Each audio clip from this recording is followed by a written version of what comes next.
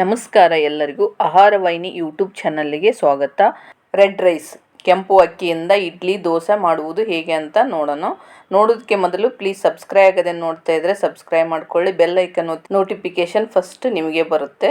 ಹಾಗೆ ಒಂದ್ಸರಿ ಲೈಕ್ ಮಾಡಿ. ಇವಾಗ ಕೆಂಪು ಅಕ್ಕಿ ಇಡ್ಲಿ ದೋಸೆ ಮಾಡುವುದಕ್ಕೆ 4 ಕಪ್ಪು ರೆಡ್ ರೈಸ್ ಕೆಂಪು ಅಕ್ಕಿಯನ್ನು ತೆಗೆದುಕೊಳ್ಳಬೇಕು. 4 ಕಪ್ಪು ಅಕ್ಕಿ ತೆಗೆದುಕೊಳ್ಳಿ, ಸೇಮ್ ಕಪ್ ಅಳತಿ.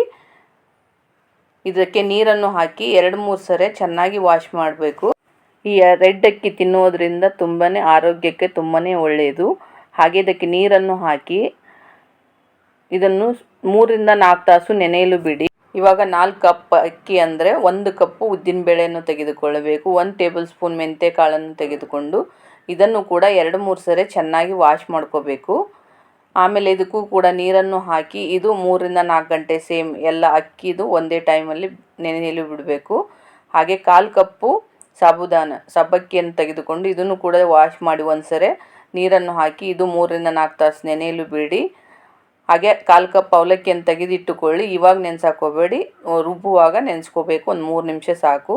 ಇವಾಗ ನೋಡಿ ಅಕ್ಕಿ ಚೆನ್ನಾಗಿ ನೆಂದು ಇರುತ್ತೆ ನೋಡಿ, ಈ ಥರದಲ್ಲಿ ಚೆನ್ನಾಗಿ ನೆನೆಬೇಕು. 1-2 ಪೀಸ್ ಆಗಬೇಕು. ಇವಾಗ ರುಬ್ಬುವಾಗ ಅವಲಕ್ಕಿನೂ ಒಂದ್ಸರಿ ವಾಶ್ ಮಾಡಿ ನೀರನ್ನು ಹಾಕಿ ಒಂದು 3 ನಿಮಿಷ ನೆನೆಸಿದರೆ ಸಾಕಾಗುತ್ತೆ. ಇವಾಗ ಅಕ್ಕಿಯನ್ನು ಮಿಕ್ಸಿ ಜಾರಿಗೆ ಹಾಕ್ಕೊಳ್ಳಿ. ಫಸ್ಟು 1-2-3 ರೌಂಡ್ ಆಗುತ್ತೆ. ಗ್ರೈಂಡರ್ ಅಂದರೆ ಒಂದೇ ಟೈಮ್ ಆಗುತ್ತೆ.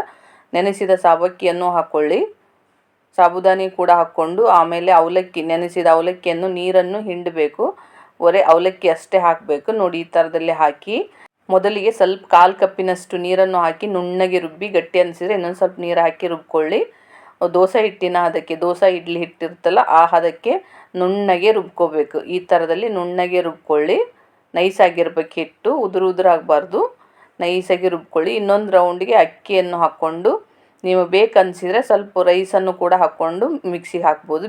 ಬೇಡ ಅನಿಸಿದರೆ ಬಿಡಿ. ಸ್ವಲ್ಪ ನೀರನ್ನು ಹಾಕಿ ಇದನ್ನು ಕೂಡ ನುಣ್ಣಗೆ ರುಬ್ಬಿ ಈ ಪಾತ್ರೆಗೆ ಹಾಕಿಕೊಳ್ಳಿ. ಇವಾಗ ಉದ್ದಿನಬೇಳೆ ಕೂಡ ಚೆನ್ನಾಗಿ ನೆಂದಿರುತ್ತೆ. ಇದನ್ನು ಮಿಕ್ಸಿ ಜಾರಿಗೆ ಹಾಕಿಕೊಳ್ಳಿ. ಮಿಕ್ಸಿ ಜಾರಿಗೆ ಹಾಕ್ಕೊಂಡು ಇದನ್ನು ಕೂಡ ನುಣ್ಣಗೆ ನೈಸಾಗಿರಬೇಕು. ಇದಂದರೆ ಜಾಸ್ತಿ ನೈಸಾಗಿ ಬೊಬ್ಬಲ್ಸ್ ಬಂದರೆ ದೋಸೆ ಹಿಟ್ಟು ಇಡ್ಲಿ ಹಿಟ್ಟಿಗೆ ಚೆನ್ನಾಗಿ ಉಬ್ಬಿ ಬರುತ್ತೆ. ಆ ಥರದಲ್ಲಿ ರುಬ್ಬಿಕೊಳ್ಳಿ ನೋಡಿ. ಇದನ್ನು ಅಕ್ಕಿ ಹಿಟ್ಟಿಗೆ ಮಿಕ್ಸ್ ಮಾಡಿ, ಉದ್ದಿನಬೇಳೆ ಹಿಟ್ಟನ್ನು ಕೂಡ ರೆಡ್ ಅಕ್ಕಿ ಹಿಟ್ಟಿಗೆ ಮಿಕ್ಸ್ ಮಾಡ್ಕೋಬೇಕು. ಸ್ವಲ್ಪ ನೀರನ್ನು ಹಾಕಿ, ರುಚಿಗೆ ತಕ್ಕಷ್ಟು ಉಪ್ಪನ್ನು ಹಾಕಿ, 2 ಟೇಬಲ್ ಸ್ಪೂನ್ ಉಪ್ಪನ್ನು ಹಾಕಿ ಇದನ್ನು ಮೊದಲಿಗೆ ಚೆನ್ನಾಗಿ ಮಿಕ್ಸ್ ಮಾಡಬೇಕು. 1-2-3 ನಿಮಿಷ ನೀವು ಎಷ್ಟು ಚೆನ್ನಾಗಿ ಹಿಟ್ಟು ಮಿಕ್ಸ್ ಮಾಡಿದರೆ ಅಷ್ಟು ಚೆನ್ನಾಗಿ ಹಿಟ್ಟನ್ನು ಉಬ್ಬಿ ಬರುತ್ತೆ. ಇದನ್ನು 6-8 ತಾಸು ನೆನೆಯಲು ಬಿಡಬೇಕು, ಅಥವಾ ನೀವು ಓವರ್ ನೈಟ್ ಕೂಡ ನೆನೆಯಲು ಬಿಡಿ. ಇದನ್ನು ನೋಡಿ, ಇವಾಗ ಎಷ್ಟು ಚೆನ್ನಾಗಿ ಉಬ್ಬಿ ಬಂದಿದೆ. ಪಾತ್ರೆ ಫುಲ್ ಆಗಿದೆ. ಅರ್ಧ ಪಾತ್ರೆ ಇದ್ದಿದ್ದು ಫುಲ್ ಪಾತ್ರೆ ಆಗಿದೆ. ಇವಾಗ ಇದನ್ನು ಚೆನ್ನಾಗಿ ಮಿಕ್ಸ್ ಮಾಡಬೇಕು ಫ್ರೆಂಡ್ಸ್. ಮಿಕ್ಸ್ ಮಾಡದೆ ನೀವು ಈಗ ಇಡ್ಲಿ ಕೂಡ ಹಾಕ್ಕೋಬೋದು. ಮೊದಲಿಗೆ ಇಡ್ಲಿ ಹಾಕ್ಕೊಂಡು ಆಮೇಲೆ ದೋಸೆಗೆ ಮಿಕ್ಸ್ ಮಾಡಿ ಕೂಡ ಹಾಕ್ಕೋಬೋದು. ಇವಾಗ ಹಿಟ್ಟನ್ನು ಚೆನ್ನಾಗಿ 1-2 ನಿಮಿಷ ಚೆನ್ನಾಗಿ ಮಿಕ್ಸ್ ಮಾಡಿ, ಬಬಲ್ಸ್ ಬರಬೇಕು. ಆ ಥರದಲ್ಲಿ ಹಿಟ್ಟನ್ನು ಚೆನ್ನಾಗಿ ಮಿಕ್ಸ್ ಮಾಡಿ ಇಡ್ಲಿ ಪ್ಲೇಟನ್ನು ತೆಗೆದುಕೊಳ್ಳಿ. ನಿಮ್ಗೆ ಎಣ್ಣೆ ಬೇಕಂತ ಹಚ್ಕೊಳ್ಳಿ ಅಥವಾ ಸ್ಕಿಪ್ ಕೂಡ ಮಾಡ್ಕೋಬೋದು. ಇಡ್ಲಿ ಪ್ಲೇಟಿಗೆ ಹಿಟ್ಟನ್ನು ಹಾಕಿಕೊಳ್ಳಬೇಕು. ಹಿಟ್ಟನ್ನು ಹಾಕಿ ಹಾಗೆ ಇಡ್ಲಿ ಕುಕ್ಕರಲ್ಲಿ 1.5 ಕಪ್ ನೀರನ್ನು ಹಾಕಿ ಚೆನ್ನಾಗಿ ಕುದಿಯಲು ಬಿಡಬೇಕು. ಫಸ್ಟು ಚೆನ್ನಾಗಿ ಕುದಿಯುವಾಗ ಈ ಇಡ್ಲಿ ತಟ್ಟೆಯನ್ನು ಇದರಲ್ಲಿಟ್ಟು ಒಂದು 10 ನಿಮಿಷ ಬೇಯಿಸಿದರೆ ಸಾಕು. ಬಿಸಿಯಾದ ಇಡ್ಲಿ, ಸ್ಮೂತ್ ಸಾಫ್ಟ್ ಆದ ಇಡ್ಲಿ ಕೂಡ ರೆಡಿ ಆಗುತ್ತೆ ಫ್ರೆಂಡ್ಸ್. ಇದು ಆರೋಗ್ಯಕ್ಕೆ ತುಂಬಾ ಒಳ್ಳೆಯದು. ಮಧುಮೇಹಕ್ಕೆ ತುಂಬ ಒಳ್ಳೆಯದು. ಶುಗರ್ ಕಾಯಿಲೆ ಇರುವವರಿಗೆ ಇದು ತುಂಬಾ ಒಳ್ಳೆಯದು.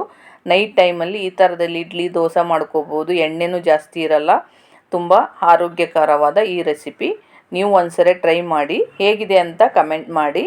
ಇವಾಗ ದೋಸೆ ಮಾಡುವುದು ಹೇಗೆ ಅಂತ ನೋಡೋಣ ಬನ್ನಿ. ದೋಸೆ ಹಿಟ್ಟು ಸ್ವಲ್ಪ ಗಟ್ಟಿ ಅನಿಸಿದರೆ ಸ್ವಲ್ಪ ಹಿಟ್ಟಿಗೆ ನೀರು ಮಿಕ್ಸ್ ಮಾಡಿಕೊಂಡು ದೋಸೆ ತವಕ್ಕೆ ನೀವು ಎಷ್ಟು ತಿಳುವು ಹಾಕ್ತಿರೋ ಅಷ್ಟು ತಿಳುವಾಗಿ ದೋಸೆ ಬರುತ್ತೆ. ನೀವು ಸಾಫ್ಟಾಗಿ ಕೂಡ ಸೆಟ್ ದೋಸೆ ಥರನೂ ಮಾಡ್ಕೋಬೋದು, ಅದು ಕೂಡ ಚೆನ್ನಾಗಿರುತ್ತೆ. ತಿಳುವಾಗಿ ಪೆಪ್ಪರ್ ಥರನೂ ಮಾಡ್ಕೋಬೋದು. ತುಂಬ ಕ್ರಿಸ್ಪಿಯಾದ ಈ ದೋಸೆ ಕೂಡ ರೆಡಿ ಆಗುತ್ತೆ ಫ್ರೆಂಡ್ಸ್. ಈ ಅಕ್ಕಿ ತಿನ್ನೋದ್ರಿಂದ ವೆಯ್ಟ್ ಲಾಸು ಕೂಡ ಆಗುತ್ತೆ ಫ್ರೆಂಡ್ಸ್. ಹೃದಯಕ್ಕೂ ಒಳ್ಳೆಯದು. ಕೆಟ್ಟ ಕೊಲೆಸ್ಟ್ರಾಲನ್ನು ಕಮ್ಮಿ ಮಾಡುತ್ತೆ.